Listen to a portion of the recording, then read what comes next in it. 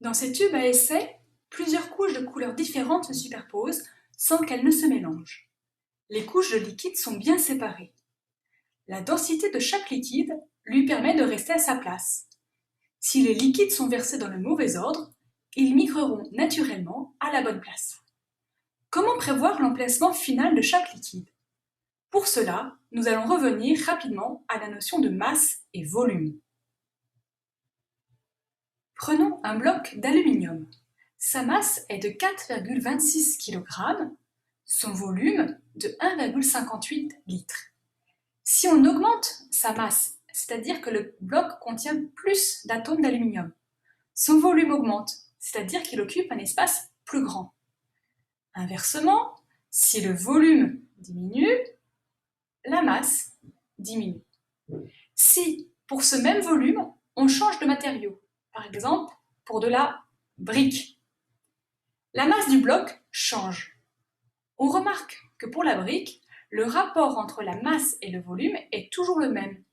Ici, il y a un facteur 2.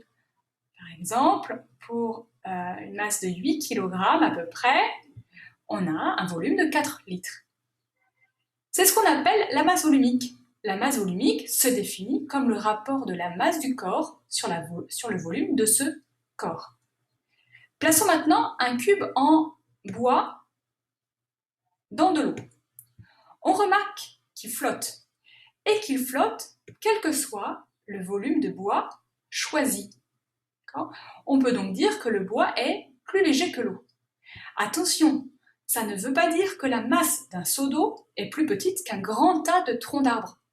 Évidemment, il faut comparer l'eau et le bois pour un même volume.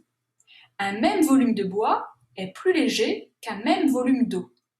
C'est pour cela que pour comparer les matériaux entre eux, on ramène la masse à un volume donné, c'est-à-dire qu'on utilise la masse volumique.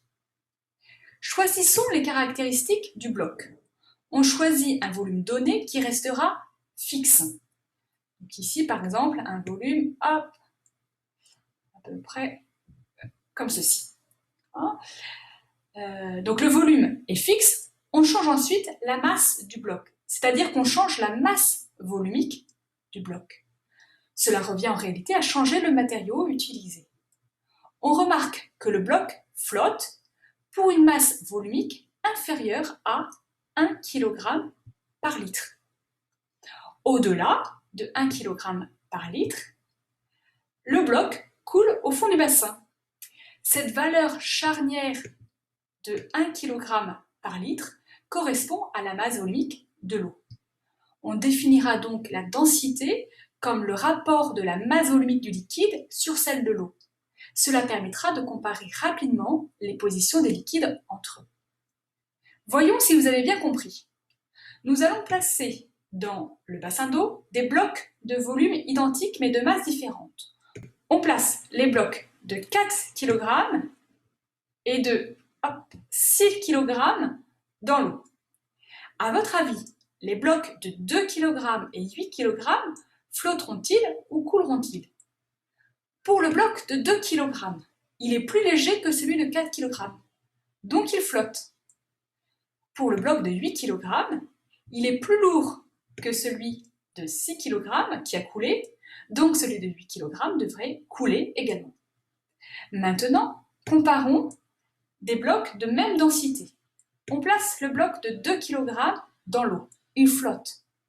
Comme tous les autres blocs ont la même densité, ils auront le même comportement par rapport à l'eau. Ils flotteront aussi. À retenir, la densité d'un liquide est égale au rapport de la masse volumique du liquide sur la masse volumique de l'eau. Donc, on peut noter cette formule. La densité du liquide est égale la masse du liquide sur la masse de l'eau. Attention, la densité est un nombre sans unité si les masses volumiques sont exprimées dans la même unité, couramment en kg par mètre cube ou kg par litre. Le liquide de référence est l'eau, par conséquent, la densité de l'eau est égale à